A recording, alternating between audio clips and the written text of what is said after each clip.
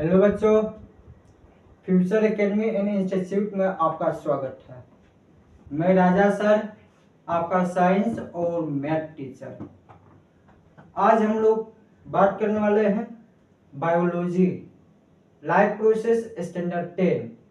अभी तक हम लोग न्यूट्रिशन इन प्लांट का सभी टॉपिक डिस्कस कर चुके हैं और आज हम लोग डिस्कस करने वाले हैं न्यूट्रिशन इन एनिमल्स।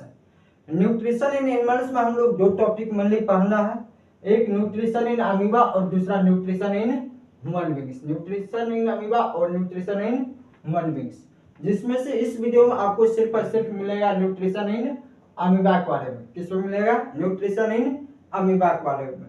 और नेक्स्ट वीडियो जब हम लोग अपलोड करेंगे या बताया जाएगा तो उसमें आप लोग को मिलेगा nutrition in human beings. Complete nutrition in human beings मिल जाएगी। चलिए हम लोग देखते हैं न्यूट्रिशन इन अमीबा।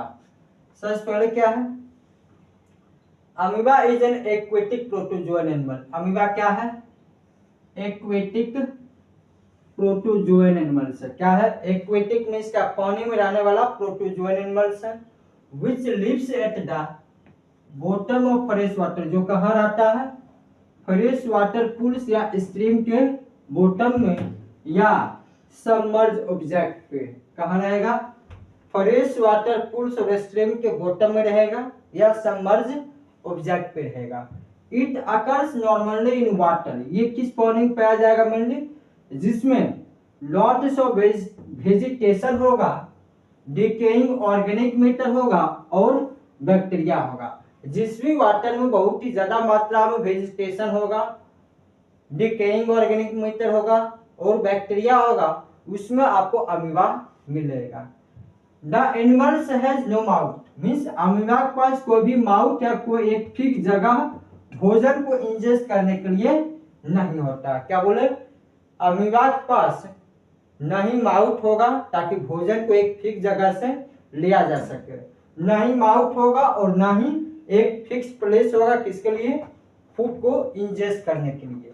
ये खाता क्या है? It feeds on microscopic animals, bacteria, decaying food particles and microscopic plant. ये क्या चीज खाता है? माइक्रोस्कोपिक एनिमल को खाएगा, बैक्टीरिया को खाएगा, डिकेइंग फूड पार्टिकल को खाएगा और माइक्रोस्कोपिक प्लांट को खाएगा, जो क्या कर रहा होगा? वाटर बॉडी पे फ्लोट कर रहा होगा। अब अमीबा में न्यूट्रिशन का कौन सा मोड होता है? ये तो हम लोग सभी जानते हैं कि हेटेरोट्रॉपिक होगा, लेकिन हेटेरोट्रॉपिक में क्या होगा? Saprophytic, parasitic, holozoic. क्या होगा? होलोजोइक। क्या होगा? होलोजोइक। और जिस प्रोसेस से ये भोजन को ऑप्टिन करेगा, इस प्रोसेस को हम लोग क्या कहेंगे? फेगोसाइटोसिस। क्या कहेंगे? जिस प्रोसेस से अमीबा भोजन को ऑप्टिन करेगा उस प्रोसेस को हम लोग क्या कहेंगे? फेगोसाइटोसिस। क्या कहेंगे? फेगोसाइटोसिस।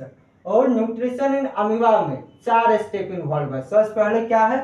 इंजेशन। सबसे पहला क्या होगा? इंजेशन, फिर डाइजेशन, फिर एसिमिलेशन और फिर इजेशन। क्या क्या स्टेप्स होगा?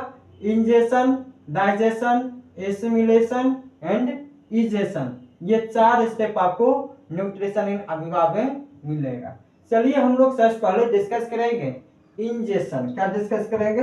इंजेशन।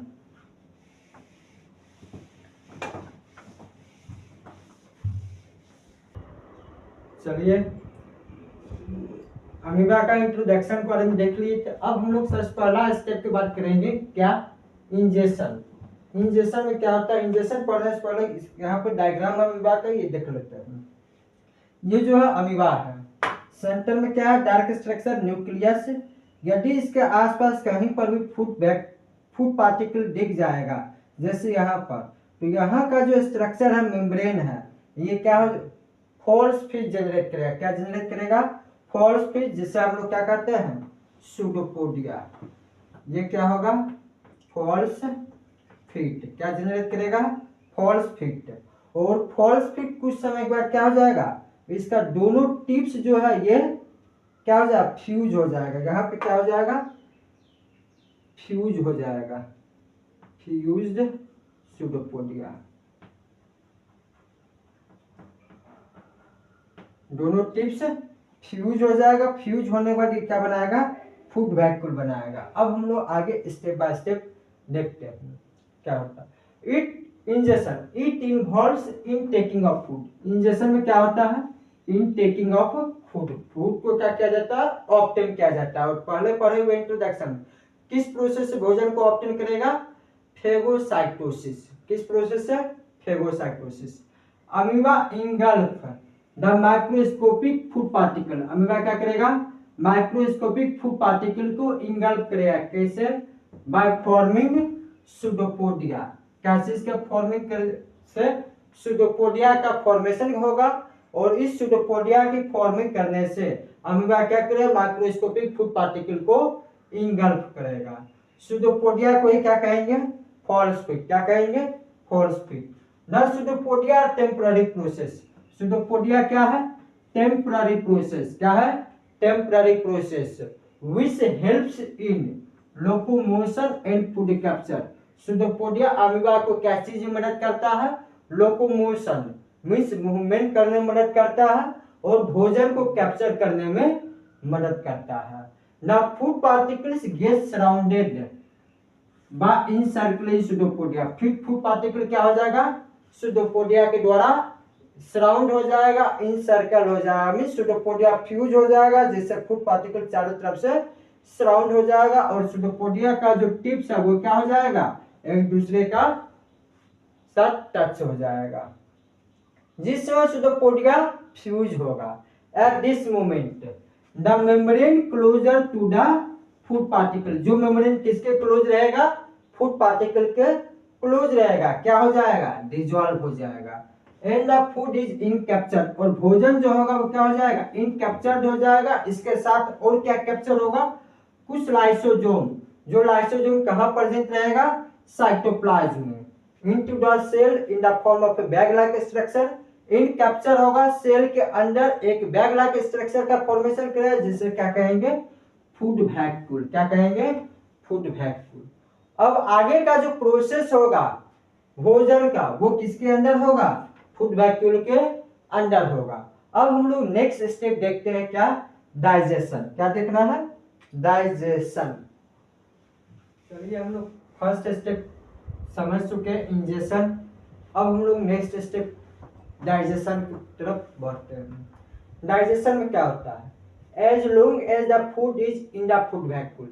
जितना समय तक भोजन जो होगा कहाँ रहेगा, फूड वैक्यूल के अंदर रहेगा। कहाँ रहेगा, फूड वैक्यूल के अंदर रहेगा। It is not truly inside the body. हम ये नहीं समझेंगे कि ये अमीबा के बॉडी के अंदर चला गया है। मीन्स भोजन जब तक फूड वैक्यूल के अंदर रहेगा तो इसका ये मतलब नहीं है कि भोजन अमीबा के बॉडी के अंदर चला गया, वो भी फूड वैक्यूल के अंदर ही है। It can be said to be actually within the body when it enters the cytoplasm by passing through the membrane of food vacuole. हम लोग कब एक्चुअली कहेंगे ये बॉडी में चला गया है, जब फूड वैक्यूल के मेम्ब्रेन से भोजन निकल के कहाँ चला जाएगा, साइटोप्लाज्म में जाएगा। और ये प्रोसेस किस फॉर्म में होगा, सॉल्यूशन के फॉर्म में होगा। This can occur in the form of solution. So the food is actually converted into soluble form in food vacuole. Means जब सॉल्यूशन के फॉर्म में होगा और फूड वैक्यूल से भोजन जो होगा साइटोप्लाज्म में जाएगा, किस फॉर्म में, सॉल्यूशन के फॉर्म में जाएगा। तो इसका मतलब है भोजन किस में कन्वर्ट होगा, सॉल्युबल फॉर्म में कन्वर्ट होगा। कहाँ पे कन्वर्ट होगा, फूड वैक्यूल में। और किसके मदद से होगा, डाइजेस्टिव एंजाइम की मदद से होगा। जो डाइजेस्टिव एंजाइम कहाँ प्रेजेंट रहता है, साइटोप्लाज्म में। कहाँ प्रेजेंट रहता है, साइटोप्लाज्म में। अब हम लोग देखते हैं third step, assimilation and egestion.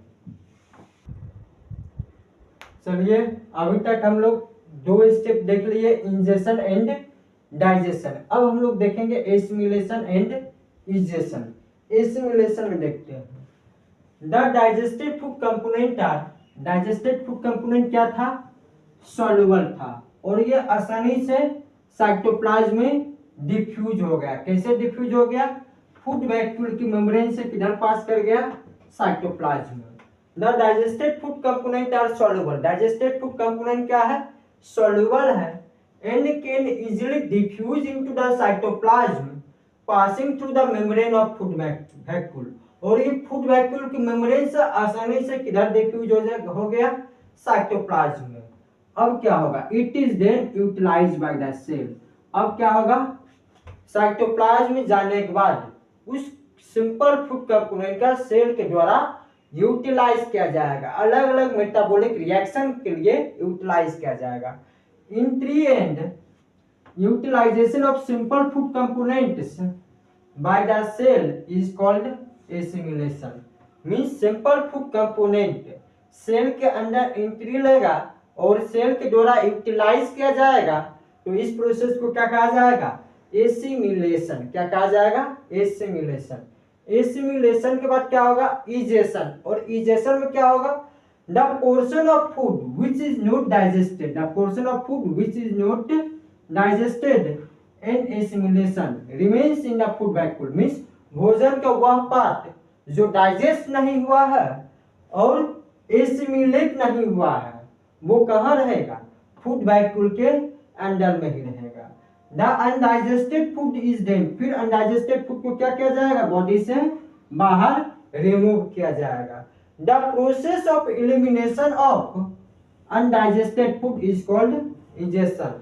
Undigested food के रिमूव करने का जो प्रोसेस होगा उस प्रोसेस को क्या कहेंगे?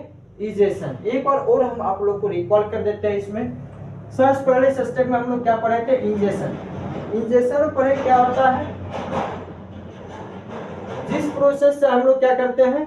भोजन को ऑब्टेन करते हैं, उस प्रोसेस को हम लोग क्या कहेंगे? इंजेशन। और भोजन को ऑब्टेन करने का जो प्रोसेस होता है उसमें क्या होता है? फेगोसाइटोसिस उसे हम लोग कहते हैं। भोजन को इनटेक करने का जो प्रोसेस होगा उस प्रोसेस को हम लोग क्या कहेंगे? फेगोसाइटोसिस।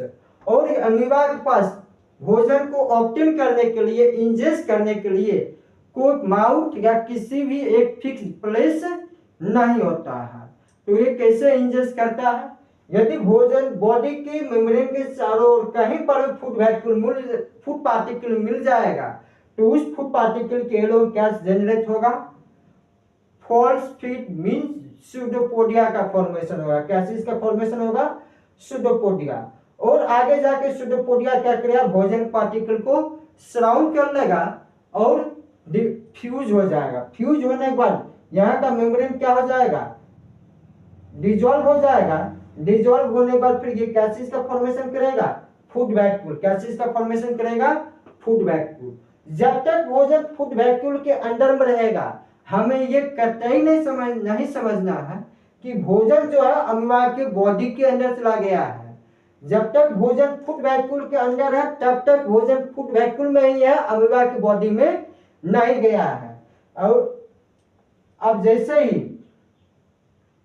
फूड वैक्यूल भोजन है तो अमीबा के साइटोप्लाज्म के द्वारा क्या? बहुत सारा डाइजेस्टिव जूस सिक्रेट किया जाएगा।